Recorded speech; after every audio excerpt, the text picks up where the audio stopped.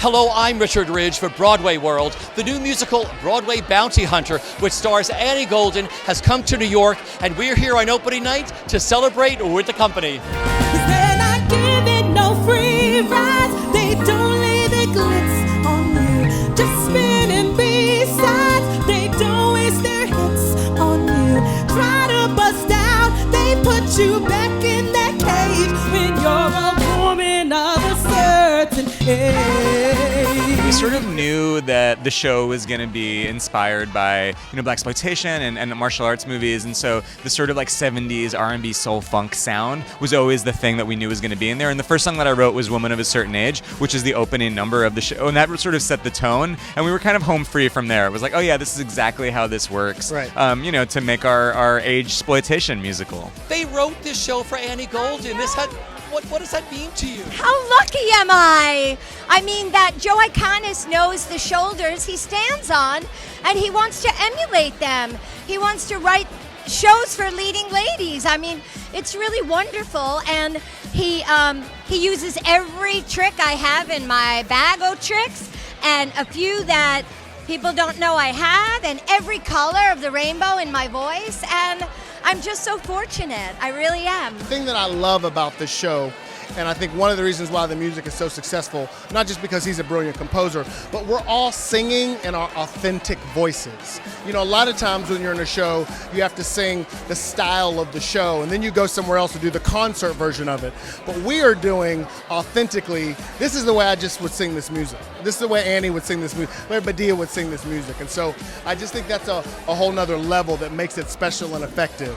I mean, we've been working on this from the moment that we decided this was a project that we wanted to do. Like, this was something we emailed each other about and met each other about in rooms, and always thought this was a project that was going to happen. Yeah, and I remember that moment Joe played that first lick for us. We were like in his apartment. He has his little keyboard. He's like, okay, I kind of worked something out. This might be the first song. Na na na na na na na na. We're like, yeah, that's it.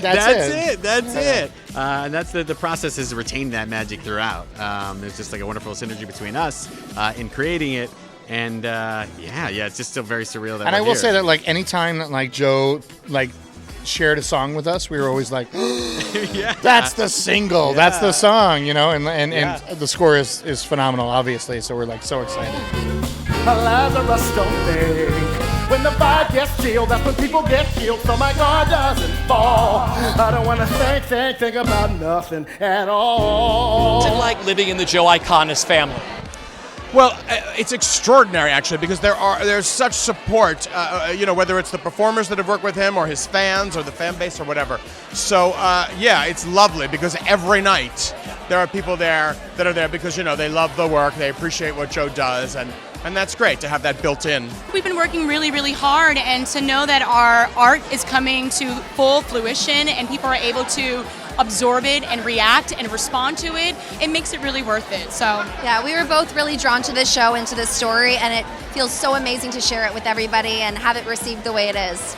With this particular show, it's so everyone is so inviting and so encouraging and supportive, and that's really cool, in this business, to have a group of people that I come to work with every day who just provide that kind of support. You know what I'm saying? Yeah, it's great. It's just phenomenal. Even though the show has had different incarnations throughout the years, they really wanted it to be what worked for us, this particular cast, in our voices and our acting choices and everything. It was very open to explore and change and fit into what works for us and what we bring to the table. So it's amazing. This is my first experience in New York, and I'm just having a blast. And not only is it like super, super fun, but also one of the most warm experiences that I've ever felt in my entire life. Really, truly. It's amazing. I mean, I've been with the show for a while, other incarnations of it, and the heart of the show has always been the same.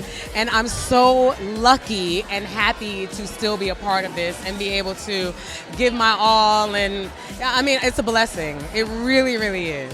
It's so funny, first of all. You will laugh so hard. It's a perfect summer treat. You will laugh and laugh and laugh. The music is amazing and retro and so cool, and the set is cool. The cast is amazing. I think you can't not have a great time. Joe and the team, they are the most amazing human beings, the funniest writers. They have the most heart. They have the most groove. They have the most, love for Annie Golden and all the amazing things that she can do. It's just, and everyone in the cast, they're just a force to be reckoned with.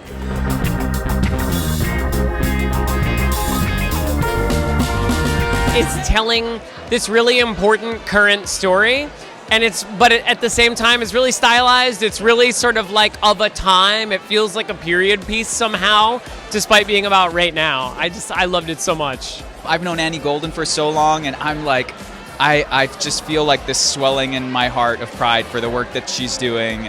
She's funny, she's like heartbreaking, she's comes on stage and she's wailing like a rock star, and I feel pumped. I feel so pumped right now. I have to tell you, I've never been at an opening night that felt so tight. Like usually you're an opening night, the laughs are in the wrong places, people are trying to be nice, but tonight felt like people were just laughing at the thing and enjoying the hell out of the story. So tonight was emotional for me because it felt like, oh, the heart of this thing still came through on like a glitzy opening night. Joe even knows I don't like to see shows more than once. It's like a strange thing with me. I could watch a show every night. I think it's the funniest, most heartfelt, best score in New York right now. This zany but like heartfelt but action-packed but heartfelt musical about a woman of a certain age like pulling herself up and doing the damn thing. I love it so much. And the